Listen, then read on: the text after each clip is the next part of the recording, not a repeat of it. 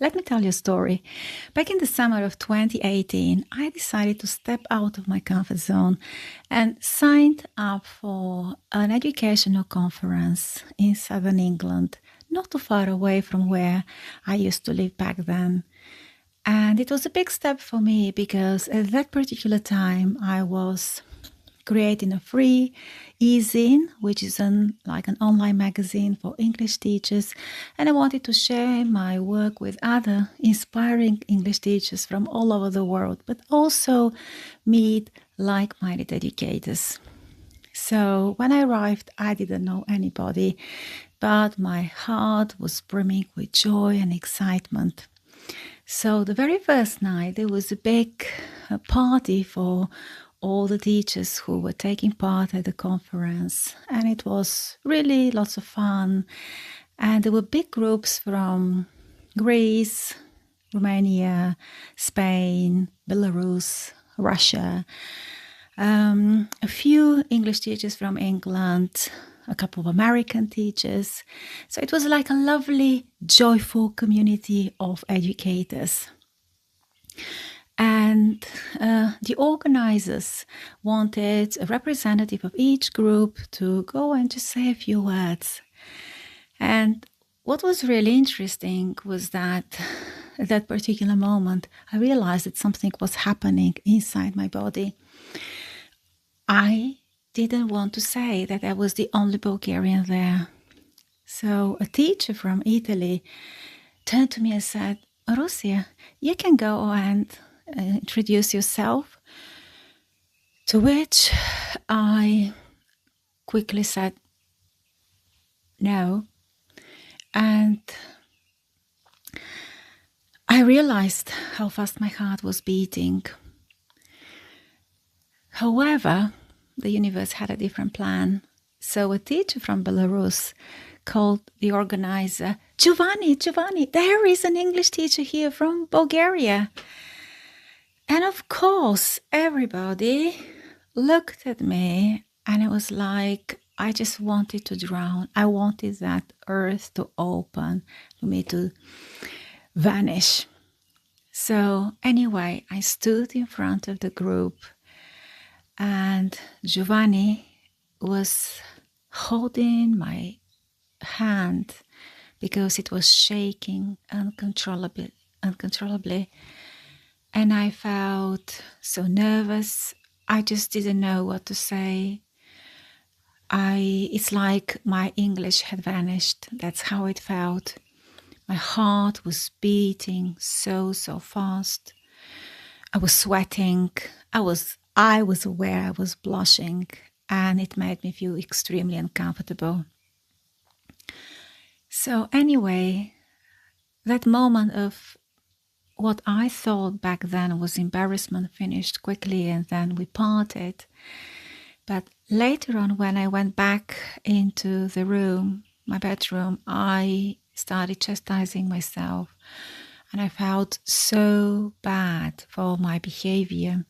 But what I wanted to find out was also why I reacted in this way, why my body and my mind was so fearful.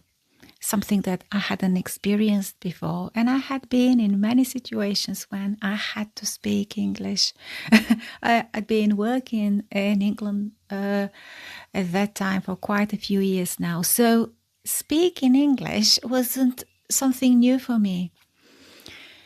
But I think that at that particular time, I needed that push. I needed that step out of my comfort zone so that my teaching career could take a different direction.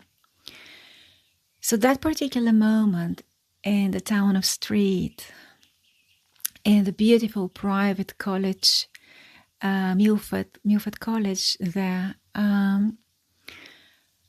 inspired me to find out more about the mind and the brain and the body and what happens in them when we are under a lot of pressure.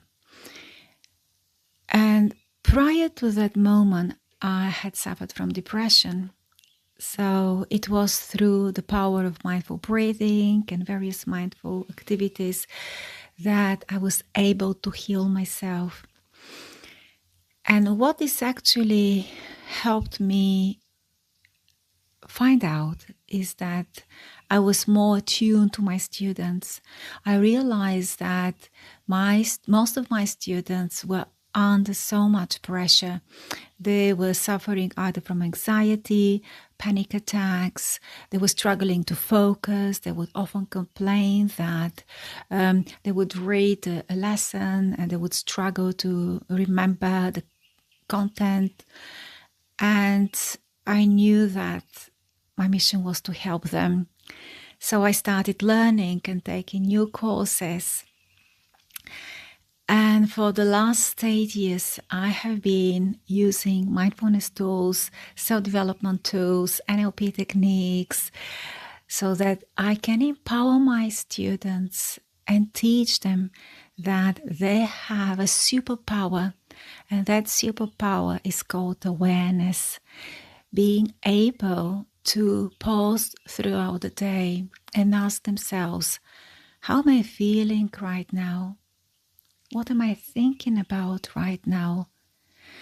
And then if they find out that they're feeling anxious or stressed out, they can use any of the calming techniques that I have taught them.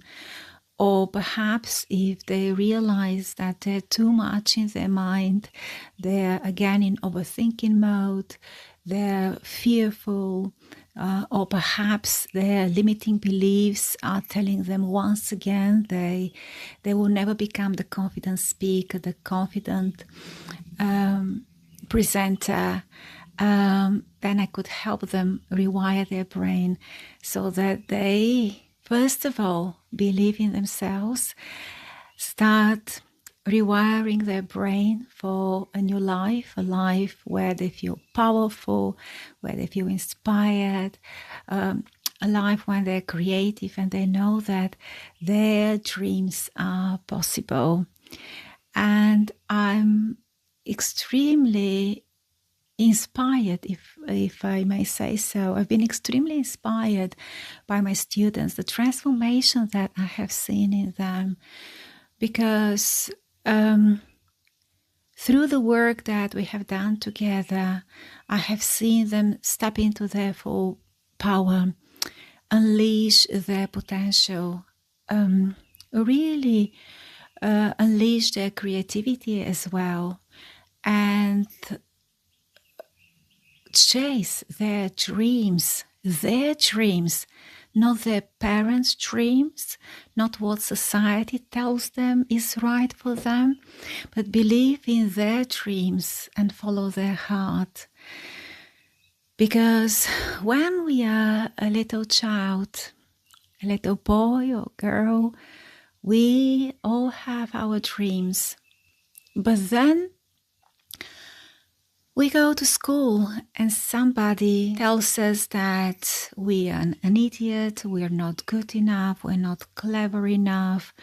Quite often parents can sing the same song, and this could be extremely disempowering for someone who was born to become a creator, who was born to become a writer, a singer, an artist, an architect, but most importantly, the architect of their life.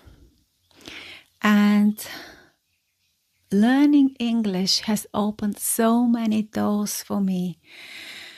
Growing up in communist Bulgaria back in the 1980s, when I was first taught English, I fell in love with the language.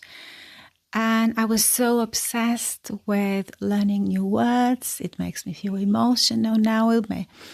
Learning new words. I didn't even know what some of them meant, but I loved the sound of those words. And I simply followed my heart, learning more, reading more, embodying the language. I would close myself in my bedroom, and I would just pretend that I would speak on a big stage. I would read texts from my textbooks back then. And English has changed my life immensely. My life is not recognizable. I am a different person because of, first of all, the way English changed me and the way English showed me that I can believe in myself and I can believe in my dreams, and the opportunities that have come onto my path, onto my life path, because I embraced English, because I fell in love with the language, and because I didn't choose to learn English because of an exam, because it was part of a textbook. I simply allowed myself to immerse myself in the language, to embody the language. I would listen to songs, I would dance while listening and learning the new words. And I guess that's the reason why nowadays I feel extremely passionate to use not simply songs, but visualizations in my work, because they really help the students embody the language, immerse themselves into a different world, the world of English, beautiful sounds, immersive sound effects, which will relax the mind and the body, but at the same time allow the student to learn without even realizing that learning is happening. So I'm curious to find out how learning English has changed your life, and I would love to read your comments under the video. I'll see you in the next one.